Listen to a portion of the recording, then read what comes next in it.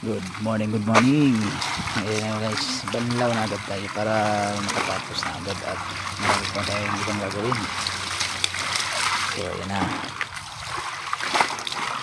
Ang bilisan natin kasi nag-aabang tayo ng gawain natin ng napakadami.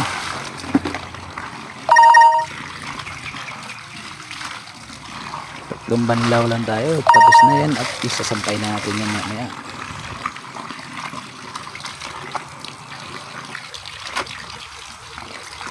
Medyo masakit yung sugat natin dyan sa kamay mga day. Nasugatan kasi tayo sa inlalaki natin kamay, kaya medyo nahirapan tayo dyan.